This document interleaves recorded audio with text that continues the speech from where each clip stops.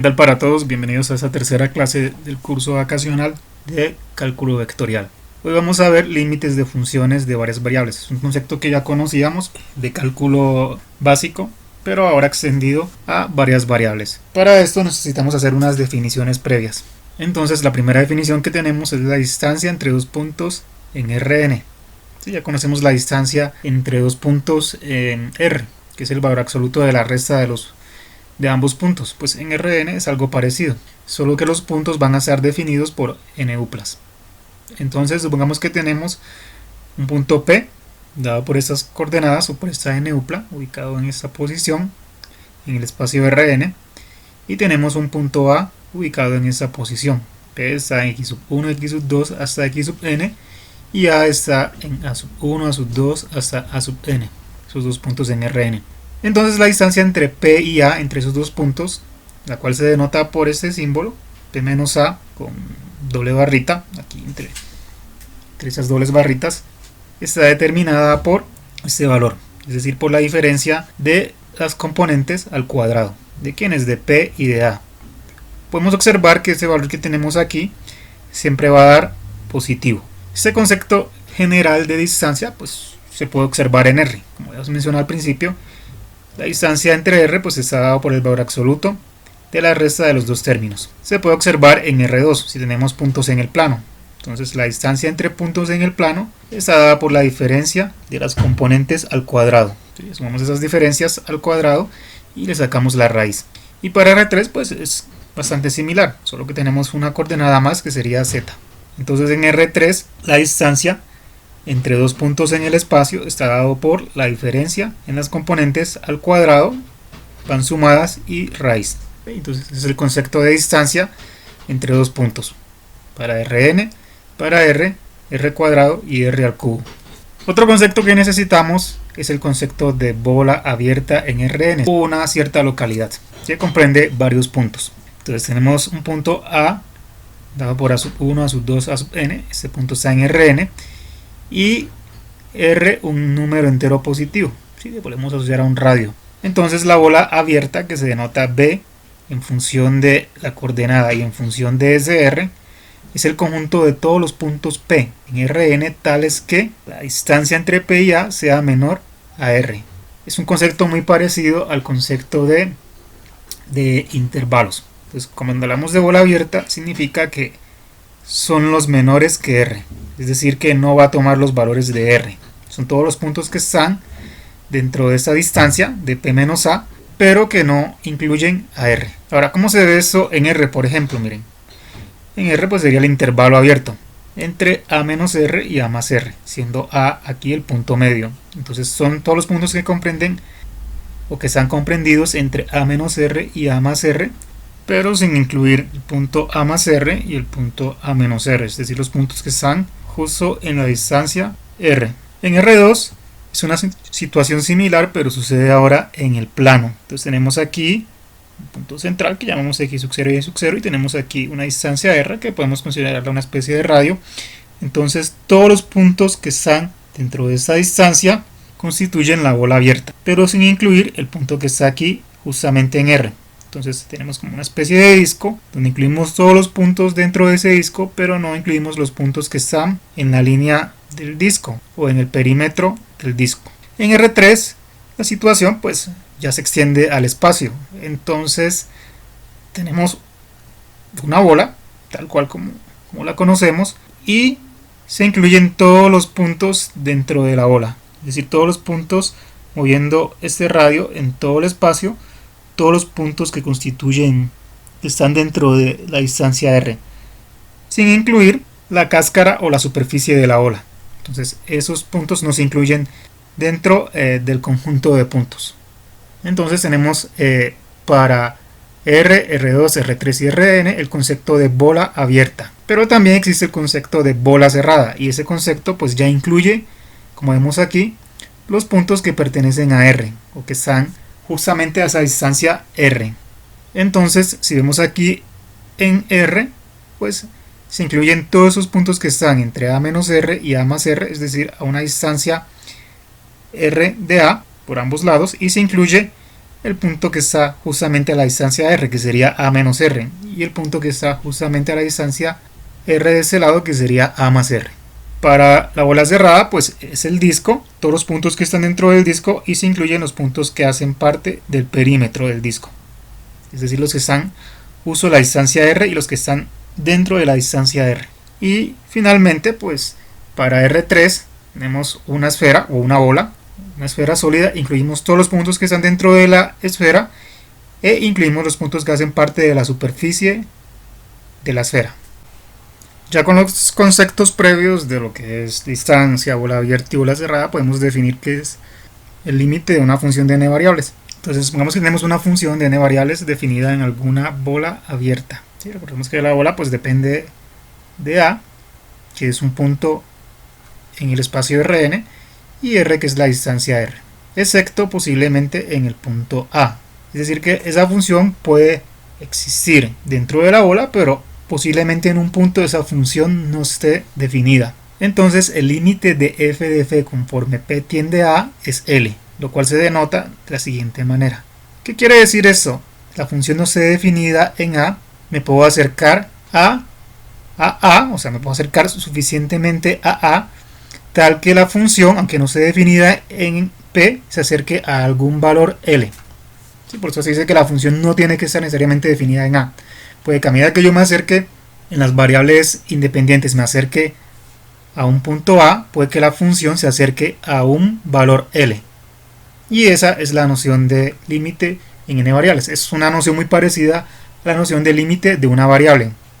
¿Sí? Generalmente yo me puedo acercar a un valor, decimos que x se puede acercar a y puede que la función no esté definida en a, pero a medida que yo me acerco a ese valor a en x, en la variable independiente, la función puede que se acerque a un valor determinado, y ese valor pues constituye el límite de la función. Ahora, si para cualquier, volvamos aquí al caso general, si para cualquier epsilon mayor que 0, sin importar qué tan pequeña sea, existe un delta mayor que 0, tal que si la distancia entre p y a está entre 0 y delta, entonces la distancia entre fp y l es menor que epsilon. Es decir, que siempre va a haber, a medida que yo me acerque a algún valor muy pequeño en la variable independiente, ¿sí?, va a haber también un valor muy pequeño en la variable dependiente. ¿Sí? Si yo me acerco muchísimo a un punto en a,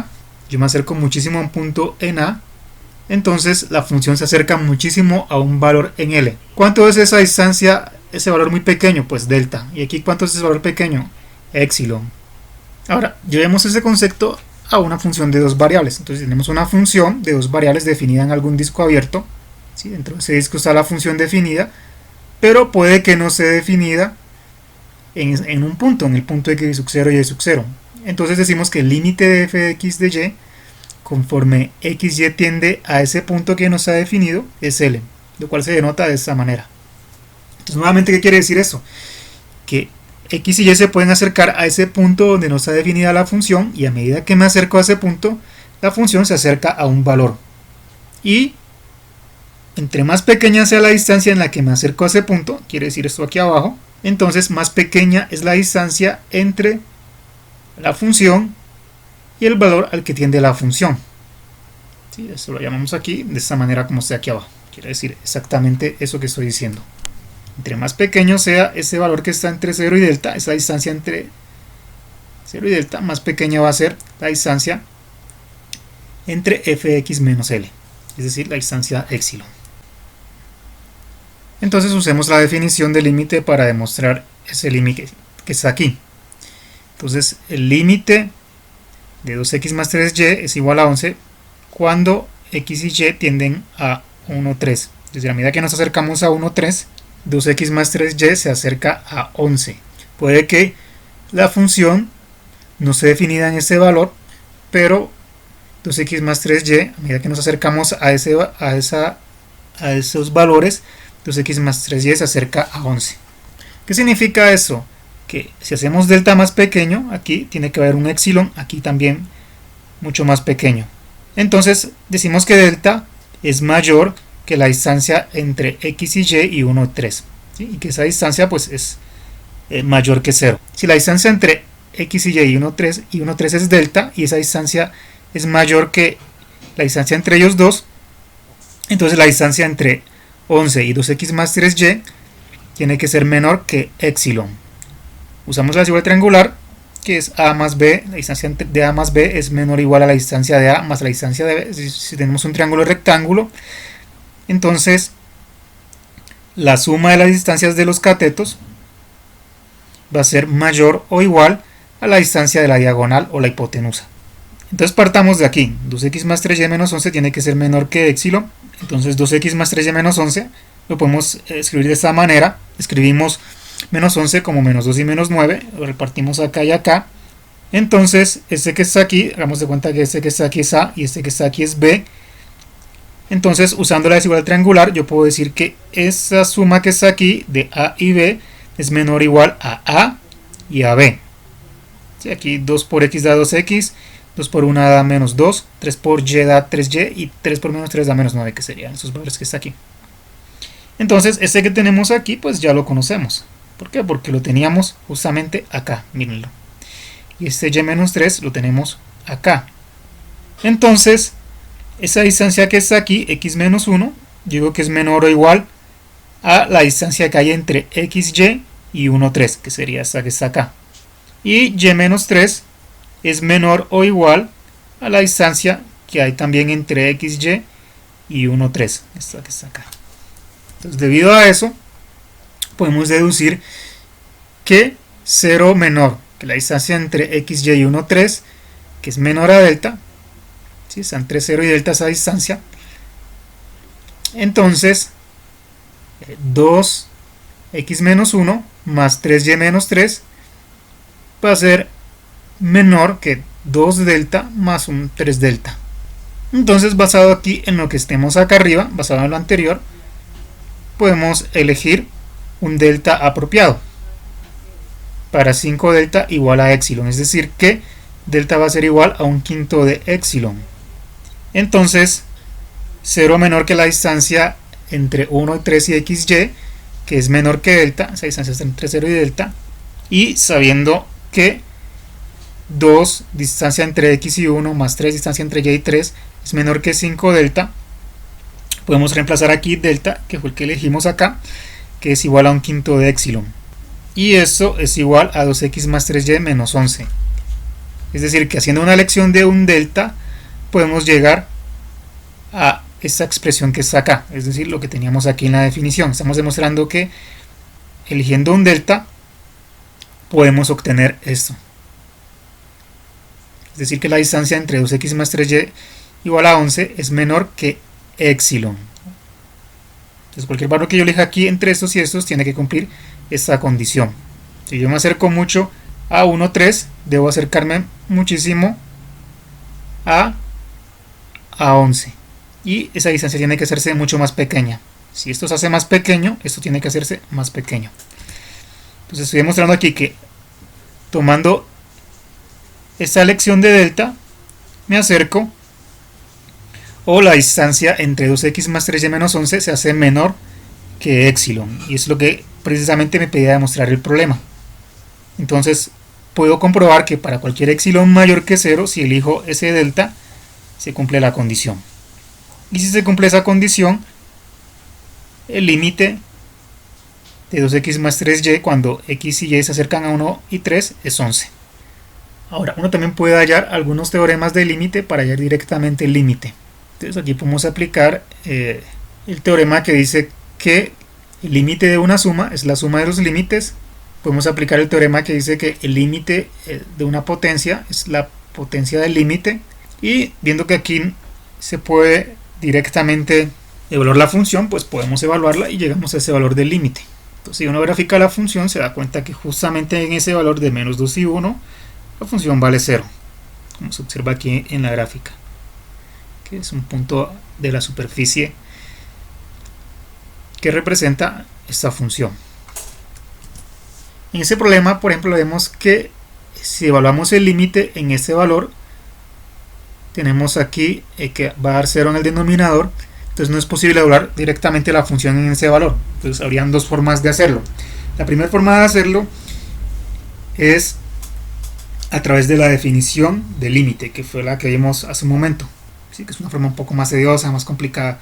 Y la otra forma de evaluar el límite es buscando una función que se comporte similar en ese punto. ¿Cómo puedo encontrar una función que se comporte similar en ese punto? Pues factorizando. Para encontrar una función equivalente a y a la 4 menos x a la 4 y al cuadrado más x al cuadrado.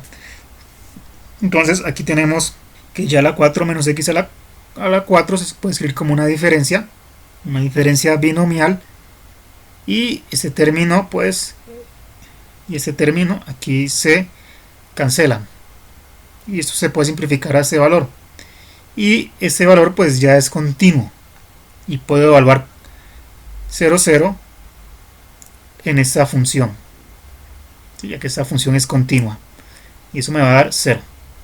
Al graficar esta función y a la 4 menos x a la 4 y al cuadrado más x al cuadrado, tengo esta superficie que es parecida como a la silla de un caballo, y observo que justamente 0, 0 está en este punto de aquí. Bueno, esto es todo, muchísimas gracias. Si hay dudas pues las tendré en cuenta y nos vemos en un próximo video.